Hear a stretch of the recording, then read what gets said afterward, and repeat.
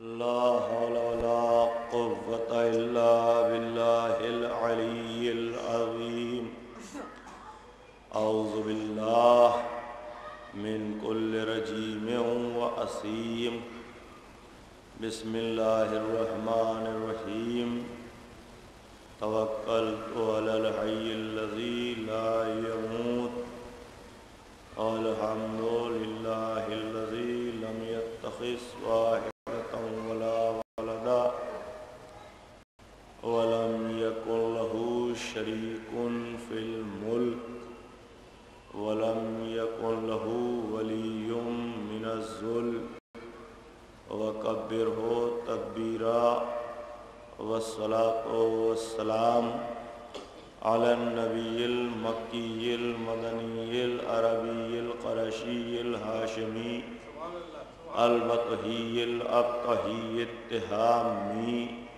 معلن الحق بالحق أبي القاسم محمد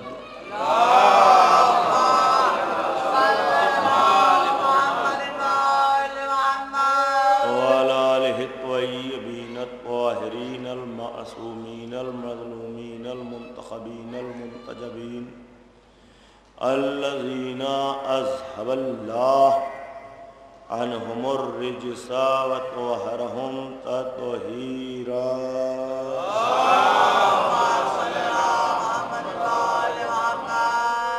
ولعنة الله على أعدائهم أجمعين من الآن إلى قيام يوم الدين رب اشرح لي صدري ويسر لي أمري واحلل عقدة من لساني يفقهوا قولي أما بعد فقد قال سيد الخطباء أمير المؤمنين علي بن أبي طالب عليه السلام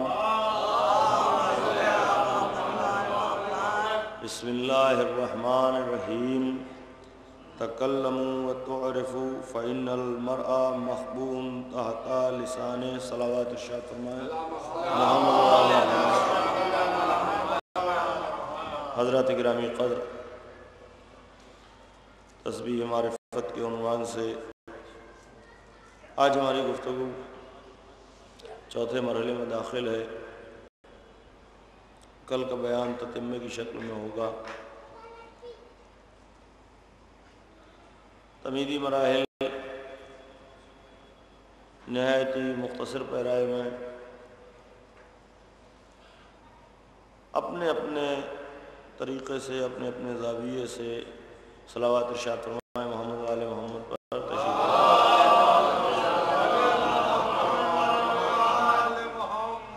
انسان جیتا ہے. بہرحال افتراق انسان کی فطرت کا عکاس ہے. طینتوں میں فرق، طبیعتوں میں فرق، عادتوں میں فرق، خصلتوں میں فرق، رجحانات میں فرق، خیالات میں فرق، مزاج میں فرق.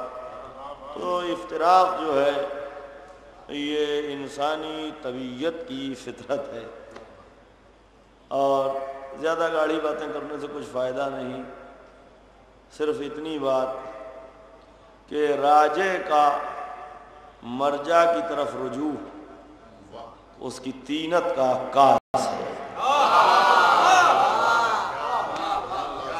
اور جو فرما رہے ہیں کیونکہ رجحان، اب اگلا مصرع سماعت فرما لیجئے.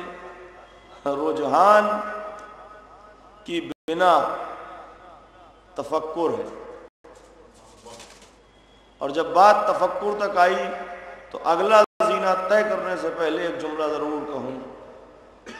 برسوں غور و فکر کرنے کے بعد بھی ہر شخص مفکر نہیں بن پاتا.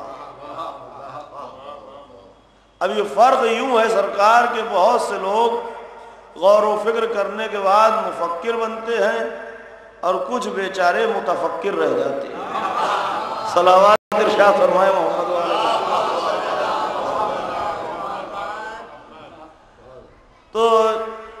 غور و فکر بر بنائے خیالات ہے، اور خیالات کا معاملہ مزاج پر منتہی ہوتا ہے، اور مزاج طبیعت پر منتہی ہوتا ہے، اور طبیعت طینت پر منتہی ہوتی ہے۔ اور کل میں نے قبلہ طینت کی بات کی تھی، دہراتا چلوں، خلقوا من فاضل طینتنا وَأُجَنُوا بِمَاءِ وِلَایَتِنَا۔ اب پھر سے پہلا ہی مصرع دوہرا رہا ہوں کہ راجے کا مرجع کی طرف رجوع اس کی طینت کا عکاس ہے، کیونکہ یہ رجوع رجحان خاطر کی بنا پر ہوتا ہے، اور اسی رجحان خاطر کو عرفاء کی زبان میں مغز فکر کہتے ہیں۔ اب اس سے آگے بات اگر پھیلاؤں تو گفتگو طول ہو جائے گی۔ تیسری گفتگو میں، یعنی نہیں، دوسری گفتگو میں کل سے پہلے میں نے یہاں پر بات چھوڑی تھی، آج اسے مکمل کر رہا ہوں کہ الصاق اور اتصال اور قرابت بربنائے طینت ہے، اور اسی پاک و پاکیزہ رشتے کو کہا جاتا ہے نسبت۔ 5 منٹ نسبت کی تعریف برداشت فرما لیں تاکہ آگے بات ہو جائے۔ اسی پاک و پاکیزہ سلسلے کو کہا جاتا ہے نسبت۔ نسبت کا منسوب الیہ سے تعلق ہوتا ہے، نسبت کا منسوب سے تعلق ہوتا ہے۔ میں بھی چاہتا ہوں کہ آپ سنجیدگی سے 2 باتیں سماعت فرما لیں۔ نسبت کا منسوب سے تعلق ہوتا ہے، یہ تعلق 2 زاویوں سے ہوتا ہے۔ علماء کی اصطلاح میں ایک تعلق ہوتا ہے نسبت اعتباری، اور ایک تعلق ہوتا ہے نسبت واقعی۔ یہ 2 قسمیں نسبت کی ہیں، نسبت اعتباری اور نسبت واقعی۔ نسبت واقعی اور اعتباری کو آسان لفظوں میں یوں عرض کر دوں، نسبت اعتباری یہ ہے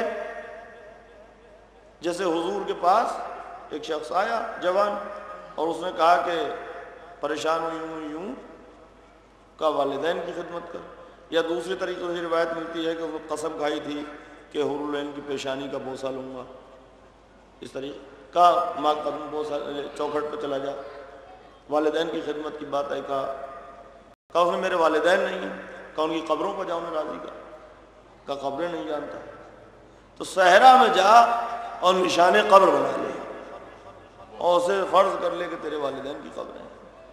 یہ نسبت اعتباری ہے۔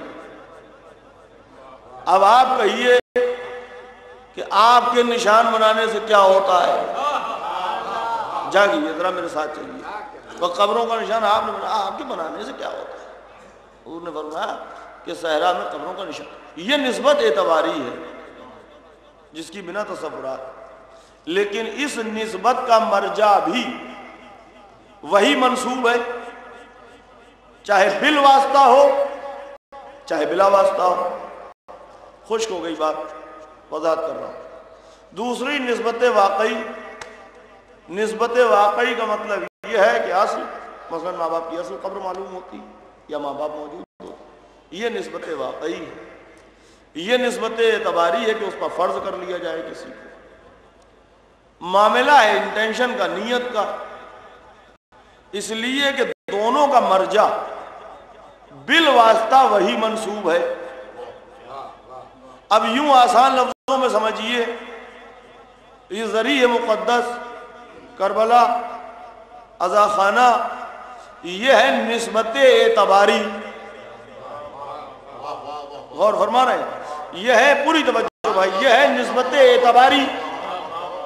ہم نے مولا کی ذریع کی شبیہ یہاں بنا لی، یہ ہے نسبت اعتباری، یہ ہے بالواسطہ۔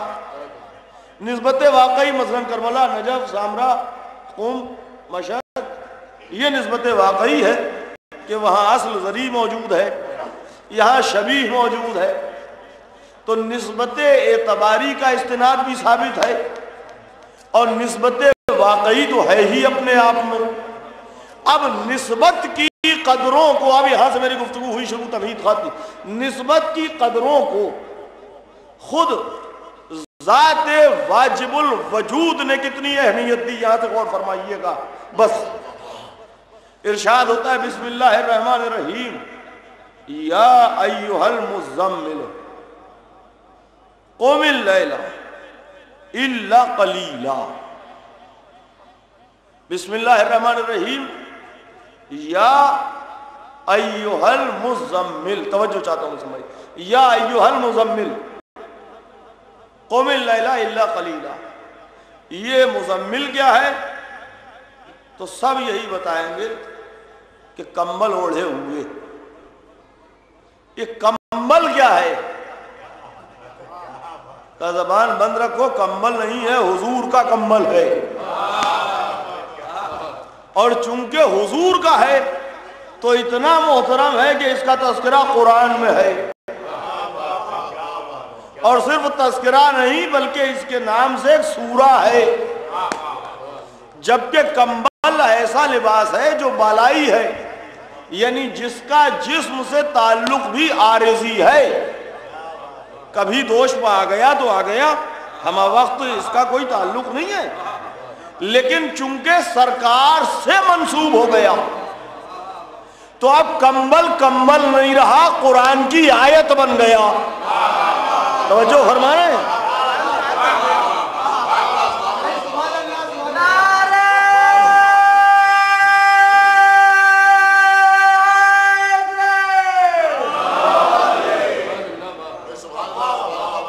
ذرا اجزاء پہ بات کریں، یا ایھا المزمل، یہ تو عام بات تھی سرکار جو میں نے کہہ دی، یا ایھا المزمل، احترام نسبت پر غور فرمائیں، یا ایھا المزمل، یہ کمبل کی نسبت ہے، یا ایھا المزمل، ذرا ترکیب پر 2 منٹ بات کر لیں، اگر سما خراشی نہ کھلا توجہ چاہتا ہوں۔ یا ایھا المزمل، اے وہ کہ جو خود کو کمبل میں لپیٹے ہوئے ہیں۔ مزمل اس کی اصل علماء لغت بیان فرماتے ہیں کہ یہ متزمل ہے۔ اس کی اصل بڑا عجیب رخ ہے جو میں عرض کر رہا ہوں، اس کی اصل متزمل ہے۔ یہ تے اور زے قریب المخرج، یعنی قریب جگہ سے ادا ہوتی ہے، قریب المخرج ہونے کی وجہ سے تے زے میں بدل گئی، زم ہو گئی، اسے تبدیلی بھی نہیں کہیں گے سرکار، تے زے میں زم ہو گئی، یعنی تے نے اپنا وجود زے میں ختم کر دیا۔ بھائی جاگ رہے ہیں؟ یا ایھا المزمل، اصل اس کی اہل لغت بیان کرتے ہیں کہ متزمل ہے، اور انہوں نے یہی لکھا متزمل بثیاب الذی متزمل بثیاب، اصل اس کی جو ہے وہ متزمل ہے۔ اب تے زے میں کیوں بدلی؟ میرا موضوع ذہن میں رکھیے، تسبیح معرفت، تے زے میں کیوں بدلی؟ کہ قریب المخرج ہے، علماء لغت کا کہنا یہ کہ قریب المخرج ہے۔ علماء حروف کا کہنا یہ ہے، کوشش کروں گا کہ خشک نہ ہو، سماعت فرما لیں، علماء حروف کا کہنا یہ ہے سرکار کہ حروف کی 2 قسمیں ہیں، تواخیہ اور غیر تواخیہ۔ حروف تواخیہ وہ ہیں جو ایک جنس کے ہوتے ہیں، جنہیں کتابت میں لکھنے میں ان کی شکل ایک جیسی ہوتی ہے، نقطوں وغیرہ کا فرق ہوتا ہے، جیسے بے تے سے سب کا باڈی سٹرکچر ایک ہے، جیم ہے خے عین غین، یہ تواخیہ۔ غیر تواخیہ جیسے قاف کاف، جنس الگ الگ ہے۔ تو علماء حروف کا ماننا یہ ہے کہ تواخیہ اور غیر تواخیہ یہ الگ الگ جنسیں ہیں۔ تے کی جنس الگ ہے، زے کی جنس الگ ہے۔ تے کی جنس الگ، زے کی جنس الگ، مگر جنس الگ ہو جانے کے باوجود بھی تے زے میں زم ہو گئے، زے میں تبدیل، یعنی اپنا وجود کھو بیٹھا، اسے زے نے مانوی وجود عطا کر دیا۔ جبکہ جنس الگ تھی تو جنس الگ ہونے کے باوجود بھی وجود عطا ہوا، کیوں؟ کہ اس لیے کہ قربت زیادہ تھی۔ اور فرمانا ہے یعنی قانون تقرب یہ ہے کہ اگر قربت واقعی پائی جاتی ہے تو جنس الگ ہونے کے باوجود بھی جنس الگ ہونے کے باوجود بھی نوری جنبہ خاکی جنبے کو وجود عطا کر دیتا ہے. پیچھے تک اور پھر وضاحت کر رہا ہوں. پھر ہاشمی اور مطلبی رسول سلمان فارسی کے لیے کہتے نظر آتے ہیں منا اہل البیت.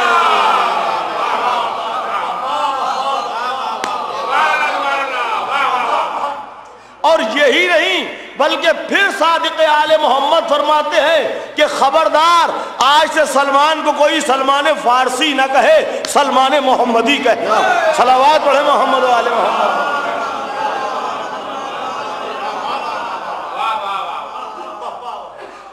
خیر یہ تو حروف کی بحث تھی، میں لفظوں پہ بات کر رہا ہوں. سرکار یا ایھا المزمل، اے وہ کہ جو خود کو کمبل میں لپیٹے ہوئے ہیں. اہل لغت نے یہی معنی لکھے. چھٹے امام علیہ الصلوۃ والسلام فرماتے ہیں اسم للنبی، یہ نام ہے نبی کے لیے. اسم نبی نہیں، اسم النبی نہیں، اسم النبی نہیں، اسم نبی نہیں. فرمایا اسم للنبی، یعنی یہ مزمل اسم ہے، نام ہے حضور سرور کائنات کے لیے.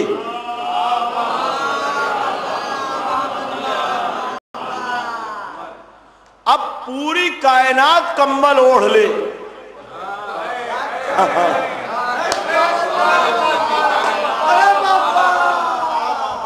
اسم للنبی،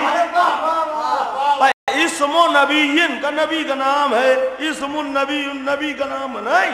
اسم کلام معصوم ہے، للنبی یہ نام ہے ہی نبی کے لیے. اب پوری کائنات کمبل اوڑھ لے، مزمل کوئی نہیں ہو سکتا.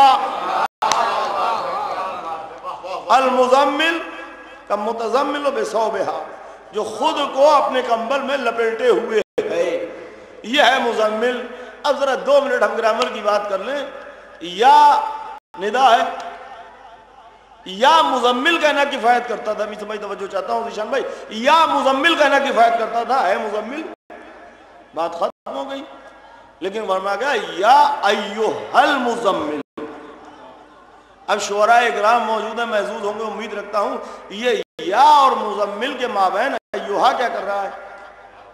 تو علماء انہو سر بتاتے ہیں کہ یہاں یا ایھا، یہ جو ایھا ہے، یہ ایھا بجائے من ایھو کے نکرہ مقصودہ، یعنی جو خصوصیت کے معنی دے دے، اسپیشلٹی پیدا کر دے کلام میں، تو کوئی خاص رعایت پیدا کر دے. یا ایھا اب ترجمہ ہوگا اے وہ کہ جو، اے کمبل اوڑھنے والے نہیں، اے کمبل اوڑھے ہوئے نہیں. یہ ترجمہ ہوتا جب ہوتا یا مزمل، اے وہ کہ جو خود کو کمبل میں لپیٹے ہوئے ہیں. یہ رعایت شعراء سے خصوصی توجہ چاہتا ہوں.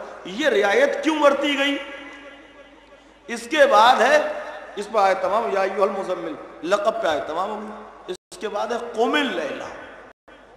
قم ہے امر، امر کے معنی ہے حکم کے، آرڈر کے. اور قم امر سے متعلق، لیل ظرف زمان ہے، رات کو کھڑے ہوئیے. الا قلیلا، مگر ذرا کم. یہ لفظی ترجمہ ہو گیا. ذرا اس کی باریکیوں پر، نفاست پر، یعنی آئین محبت کا طرز تکلم کیا ہوتا ہے، اس پر غور فرمائیے. یا ایھا الشعراء سے خصوصی توجہ، یا ایھا المزمل. یا ایھا المزمل، میری بحث یہ ہے کہ ایھا استعمال کیوں ہوا؟ ہونا چاہیے تھا یا مزمل. اس کے بعد ہے قم. قم کے معنی ہے آرڈر کے، کھڑے ہو. قم دیتا ہے حکم، تو قم کا لہجہ ہے آمرانہ، حاکمانہ. اللہ اپنے محبوب سے کلام کر رہا ہے. تو اس نے کہا محبوب سے بات کر رہا ہوں تو آئین محبت طرز تکلم پر غالب رہے،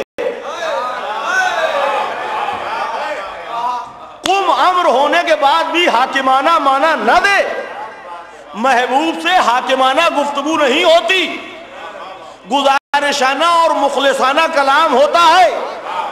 لہذا کہا یا ایھا المزمل قم اللیل الا قلیلا، ایھا نے قم کی حاکمیت کو گزارشات سے بدل دیا، ایھا نے قم کی حاکمیت کو گزارشات سے بدل دیا۔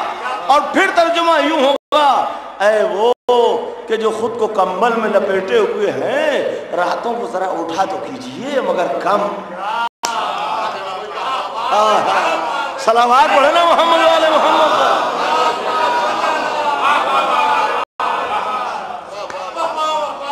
قم کی حاکمیت کو ایھا کی ترکیب نے مخلصانہ، دوستانہ، محبوبانہ معنی کا لباس پہنا دیا۔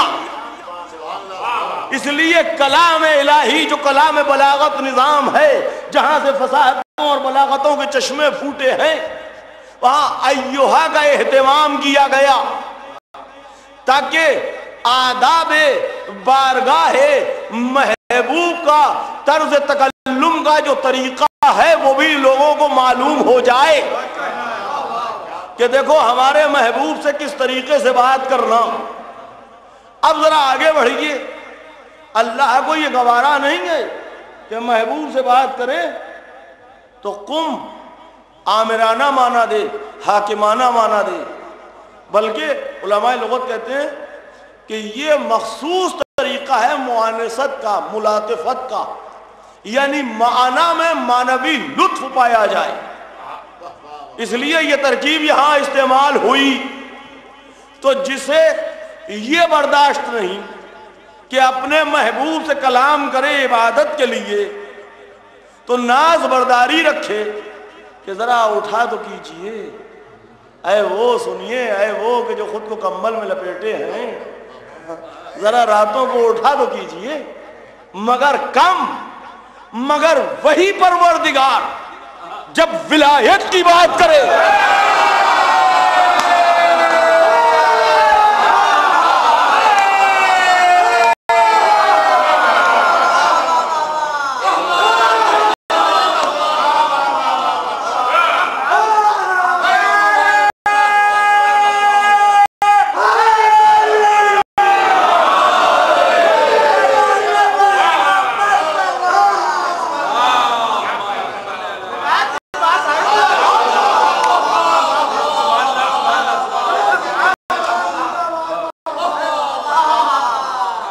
ترکیب کی لطافت ملاحظہ فرمائیے، یا ایھا المزمل، بات عبادت کی تو لہجہ گزارشانہ، بات ولایت کی تو لہجہ حاکمانہ۔ اب ارشاد ہوتا ہے یا ایھا الرسول بلغ۔ ہاں اب ہو سکتا ہے کہ بقراتی چلے کوئی، کیونکہ یہاں بھی ایھا ہے، یہاں بھی ایھا ہے، یا ایھا الرسول بلغ، یا ایھا الرسول بلغ۔ مزمل اور رسول کے فرق کو سمجھیے۔ مزمل لقب، رسول عہدے کا نام، منصب کا نام، ذمہ داری کا نام، پوسٹ کا نام۔ یا ایھا الرسول، اے وہ کہ جو رسول ہے، اور اس کے بعد وہاں قم امر، یہاں بلغ صرف امر نہیں بلکہ مبالغہ، بلغہ یبلغ ابلغ نہیں، بلغ فوراً امپریسو سینٹینس، فوراً پہنچاؤ، ابھی پہنچاؤ، ضرور پہنچاؤ۔ اور علماء موجود، مبالغہ استعمال ہی وہاں ہوتا ہے جہاں نہ کرنے سے کچھ بگڑ جائے۔ یا ایھا الرسول بلغ، اے وہ کہ جو رسول ہے۔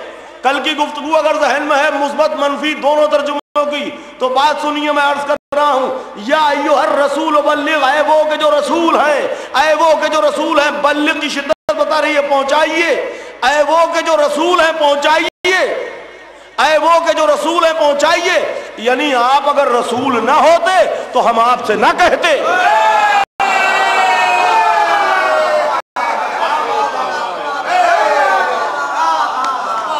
آپ رسول ہیں اس لیے آپ سے کہہ رہے ہیں یا ایھا الرسول بلغ،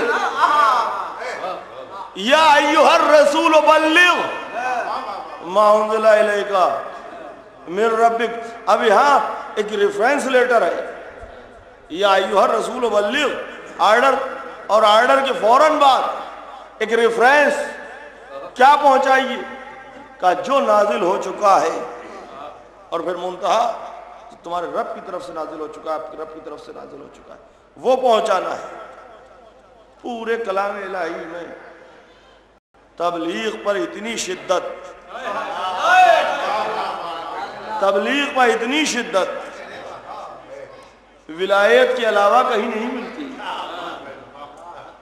تبلیغ پر اتنی شدت، جتنے بھی احکام ہیں اتنی شدت کہیں نہیں ملتی۔ کیوں؟ خود آیت سند فَإِن لَمْ تَفْعَلْ فَمَا بَلَّغْتَ رِسَالَةَ، اسے شعراء محسوس کریں اور محظوظ ہوں، اور میرے حق میں دعائیں خیر۔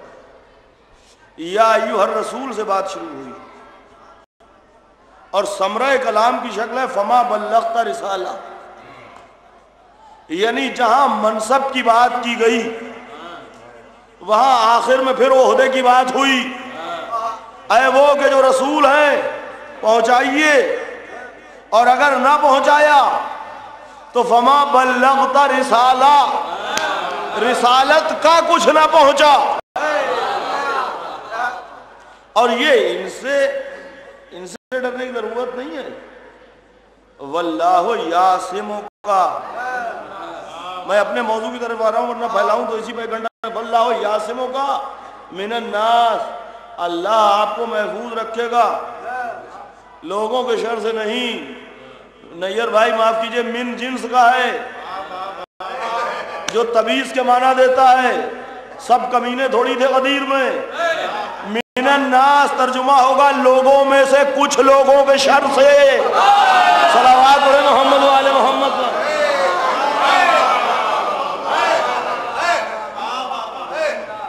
لوگوں میں سے کچھ لوگوں کے شر سے حفاظت کی ذمہ داری لی اللہ نے، منصب کے ساتھ خطاب کیا، اور تبلیغ پہ اتنا زور، اب گفتگو سماعت فرمائے، تبلیغ پہ اتنا زور، اس کا مطلب یہ ہے کہ اصل تبلیغ، اصل تبلیغ ولایت ہے۔ اور میرا طریقہ کار یہ، مجھ سے کسی نے کہا کہ تبلیغی مجلس پڑھنا ہے، میں نے پورا زور لگا دیا، جتنی آیتیں ولایت پہ یاد تم سب پڑھو، ہو گئی تبلیغی۔ اصل تبلیغ۔ اب آگے بڑھیے، باقی سب کچھ ہے فرع، نفس مضمون، باقی سب کچھ ہے فرع، اور فرع کا عرفان، دیکھیے بیلنس میں رہنا ضروری ہے۔ فرع کا عرفان واجب ہے، اور فرع پر کاربند رہنا بھی واجب ہے، اس لیے کہ فرع کے عرفان سے، فرع کی یہ کلیہ ہے، اس کو کوئی چیلنج نہیں ہے، فرع کے عرفان سے بھی اصل کا عرفان ہوتا ہے۔ فرع کا عرفان اس لیے ضروری ہے کہ اصل تک رسائی ہو، فرع کا عرفان اس لیے واجب ہے کہ فرع سے بھی اصل کا عرفان ہوتا ہے۔ اور کل ایک کلیہ میں نے عرض کیا تھا کہ العجز و اندر کے لیے ادراک ادراکن، کسی شے کے ادراک سے عاجز رہ جانا، یہ بھی ایک طرح کا ادراک ہے۔ یعنی جب ہم کسی شے کی معرفت درک نہ کر سکیں تو دو چیزیں سمجھ میں آتی ہیں، ایک بات یہ کہ ہم اس لائق نہیں، وہ ہم سے جدا کچھ اور ہے، اور ایک بات یہ کہ ہمارے بس کی بات نہیں کہ ہم اس کا عرفان حاصل کر سکیں، لہذا اس پر ایمان ہی ضروری ہے۔ تو اصل کا عرفان واجب، لیکن فرع کے عرفان کی اہمیت یہ ہے کہ فرع کے عرفان سے بھی اصل کا عرفان ہوتا ہے۔ یہی معاملہ نسبت کا ہے جہاں سے میں نے بات چھیڑی ہے۔ اب حضور سرور کائنات کی مشہور اور متفق علیہ حدیث مبارکہ ہے، الصلاۃ معراج المومن، نماز مومن کی معراج ہے۔ کلام کی قدروں پر غور فرمایا، حضور نے یہ نہیں فرمایا الصلاۃ معراج المسلم، یہ نہیں فرمایا نماز مسلمان کی معراج ہے، بلکہ فرمایا الصلاۃ معراج المومن، نماز مومن کی معراج ہے۔ توجہ فرمائیے، نماز پوری توجہ، مومن کی معراج ہے، یہ نہیں فرمایا کہ مسلم کی معراج ہے، نماز مومن کی معراج ہے۔ اب معراج کی تعریف آپ پوچھئے علماء سے، تو علماء بیان فرماتے ہیں کہ معراج کا مطلب یہ ہے کہ جب عبد اور معبود کے مابین، حبیب اور محبوب کے مابین کوئی تیسرا نہ ہو، اس کیفیت کو کہتے ہیں معراج۔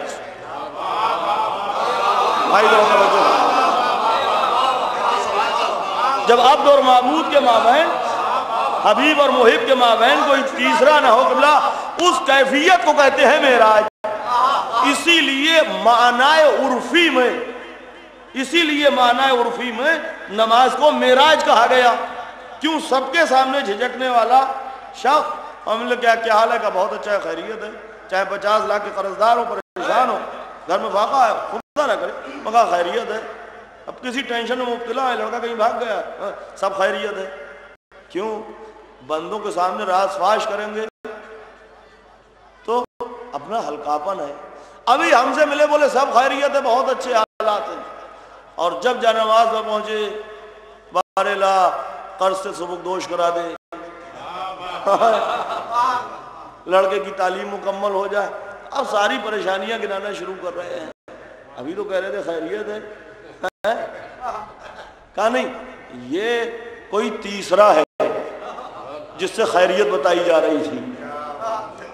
اور اب جو نماز پڑھ آنے کے بعد ایک سلسلہ، ایک رابطہ بنا ہوا ہے، اب جو بات ہو رہی ہے، تو کیوں عرفا نے کہا نماز کو معراج؟ اس لیے کہ عبد اور معبود کے مابین گفتگو ہے، کوئی تیسرا نہیں ہے، اسی لیے کہا گیا۔ اور یہ رابطہ جو ہے یہ بتوسط آل محمد علیہ السلام ہے، اور اس پہ چونکہ وہ مرکز آیہ تطہیر ہے، لہذا گناہوں سے بھی اس پر اثر پڑتا ہے، یہ بھی ذہن میں رکھیے گا۔ جو ایک لذت ہے عبادت کی، ایسا لگتا ہے دعا و مناجات میں جیسے سوال و جواب ہو رہے ہوں عبد و معبود کے مابین، لیکن جوں گناہوں کی آلودگی کی طرف انسان بڑھتا جاتا ہے، تو یہ حلاوت مناجات کی، یہ لذت، یعنی جو جیسے جواب کا ایک سلسلہ ہو، صلوات پڑھیں محمد و آل محمد پر،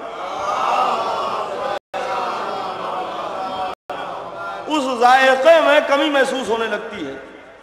اس سب کے پیچھے وہی چیز ہے، کیونکہ یہ بواسطت ائمہ اہل بیت علیہ السلام ہے، اور رجس ان سے دور رہے گا۔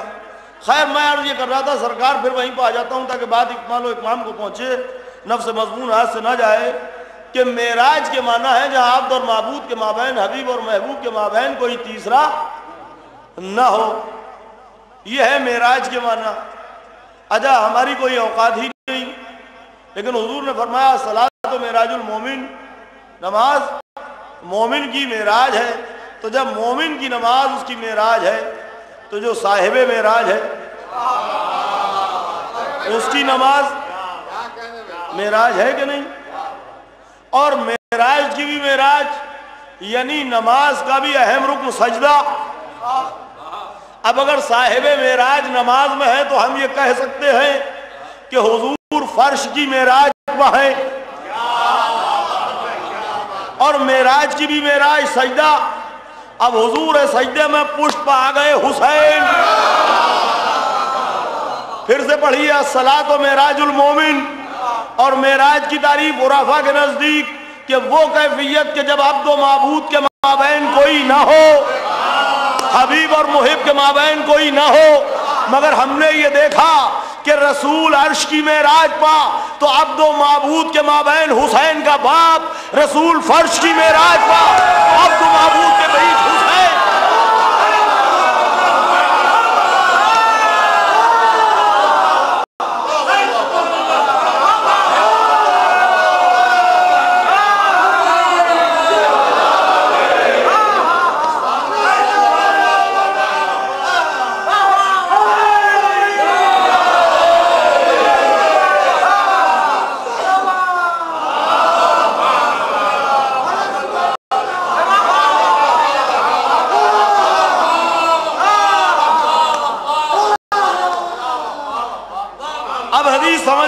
अस्सलातो मेराजुल मोमिन,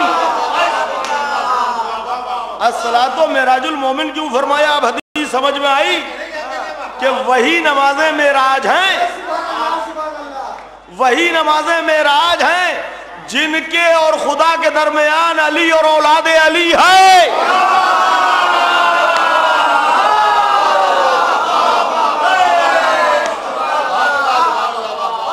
इसके अलावा कुछ मेराज नहीं है।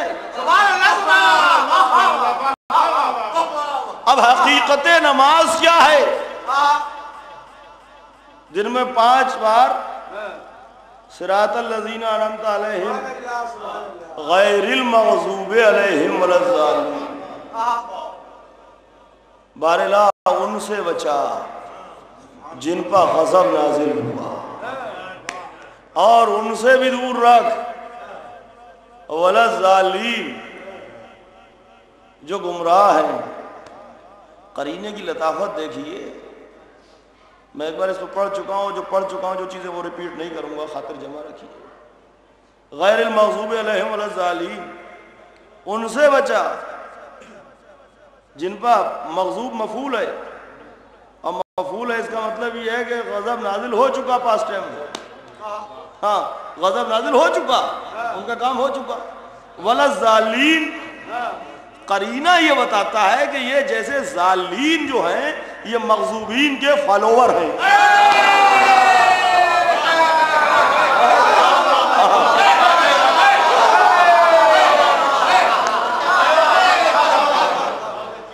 गैरिल मग़ज़ूब मुक़द्दम और वक्त फैलाने का नहीं है, कसम से, वरना ग्रामर निचोड़ के रख देता। मुक़द्दम मुअक्खर पर बहस होती है, यही करीना। गैरिल मग़ज़ूब अलैहिम, फिर अलैहिम की तकरार है, वलज़्ज़ालीन, और ये ला जो है अल्लामा राहत हुसैन साहब क़िबला मुफ़स्सिर कुरान फरमाते हैं कि ये गैर के माना, यहाँ गैर की जगह पर है, गैर के मुतरादिफ है, और जमा महल्ली है। जमा महल्ली का मतलब ये होता है कि जितनी भी गुमराहियां हैं, जो भी है, कहीं हो वो, उन सब से बचा।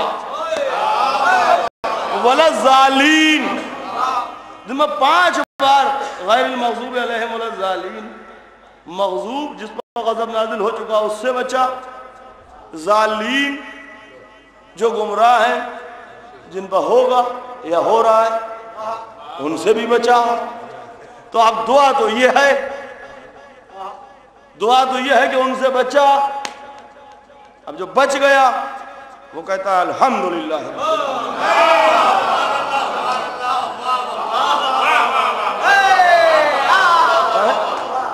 अब जरूरी थोड़ी है कि पूरी बात कही जाए।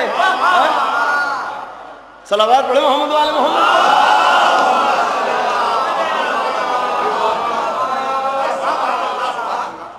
सिरातल लज़ीना अनअमता अलैहिम गैरिल मग़ज़ूबि अलैहिम वलज़्ज़ालीन। बीबी ज़हरा सलामुल्लाह अलैहा से मुताल्लिक़ बात कर रहा हूँ मैं।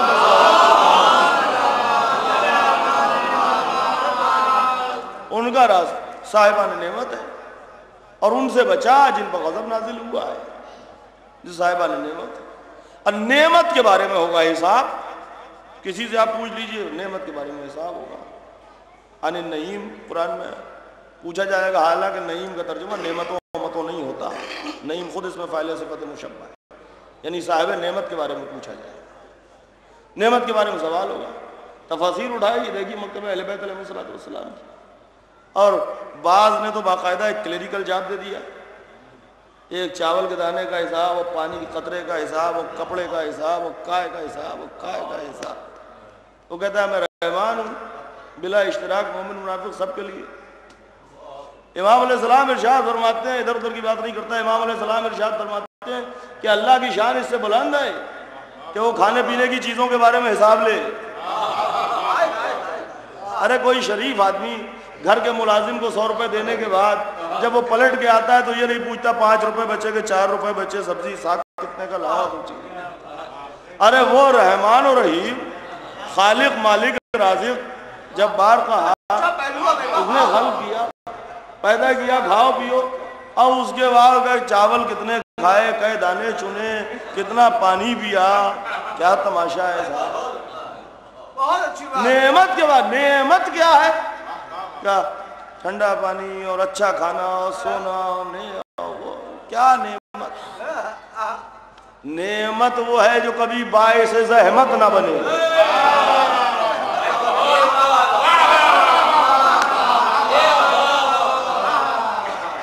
جب معنی پہ لغت پہ بات ہوگی، معنی مستقل اور معنی غیر مستقل، مطلق اور مقید، تو پھر نعمت کی تعریف یہ ہوگی کہ جو کبھی باعث زحمت ہے۔ ٹھنڈا پانی نعمت ہے، پیجئے، کئی گلاس؟ 2 4 10 کا نہیں، بقید غلبہ تشنگی نعمت ہے۔ اور اگر وہ غلبہ ختم ہو جائے تو اب یہ نعمت نہیں ہے، باعث ضرر ہے، باعث ضرر۔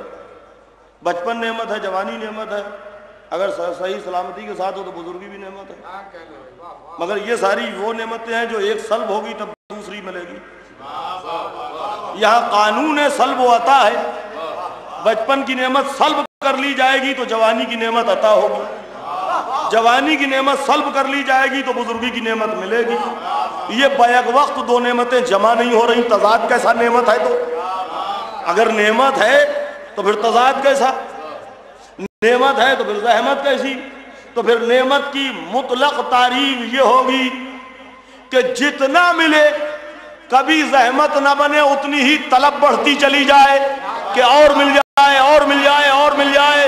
امام فرماتے ہیں ہماری ولایت نعمت ہے، جتنا ملتی جاتی ہے اتنا طلب بڑھتی چلی جائے۔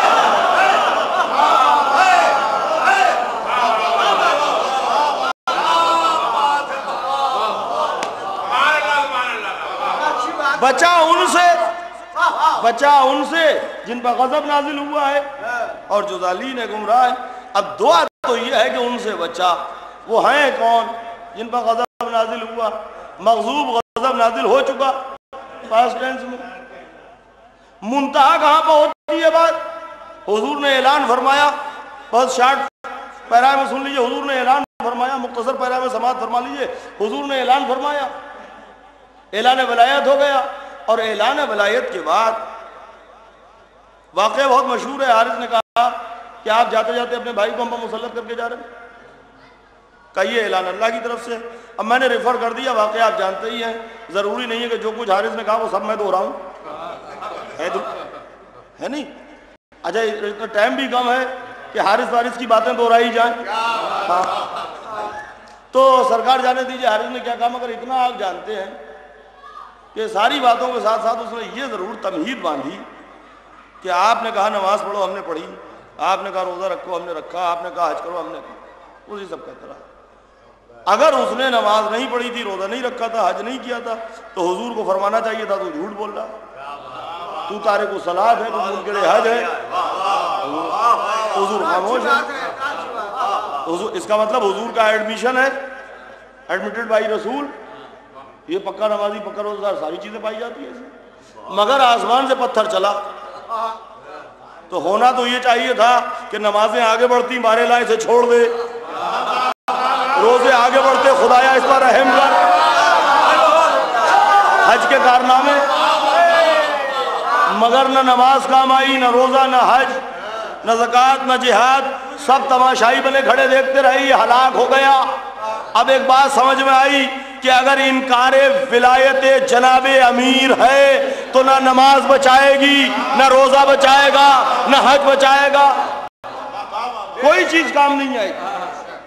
اب دعا یہ ہے غیر المغضوب علیہم ولا الضالین، مغضوب کا ایک رخ اور دیکھ لیجیے، پر گفتگو سمیٹ دوں۔ دعا یہ ہے غیر المغضوب علیہم ولا الضالین۔ حضور نے فرمایا جس نے سیدہ کو غضبناک کیا، بے شمار اس نے مجھے غضبناک کیا، تو اب مغضوب کون؟ جس نے سیدہ کو غضبناک کیا۔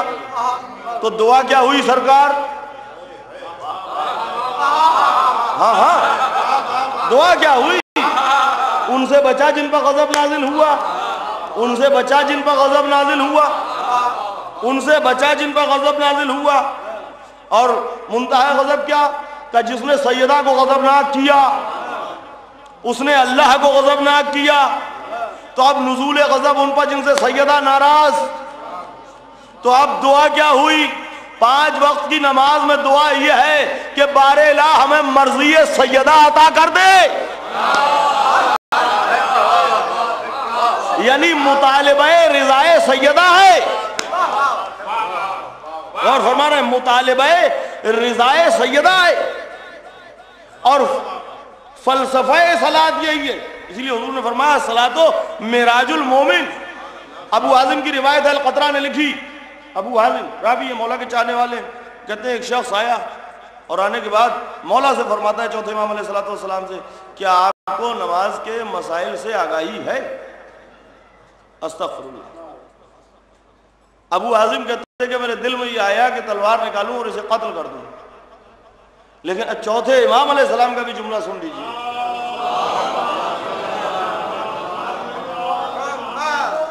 مولا فرماتے ہیں کہ ابو حازم ٹھہرو، ہم اہل علم حوصلہ مند ہوتے ہیں۔ اس کو محسوس کیجئے، اس میں کتنا کرب ہے۔ ہم اہل علم حوصلہ مند ہوتے ہیں۔ اور اس کے بعد کہاں بتا کیا پوچھ رہا ہے؟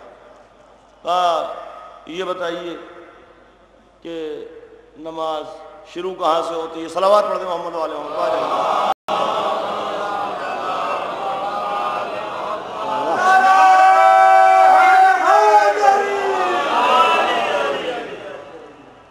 ایک بار اور صلوات ارشاد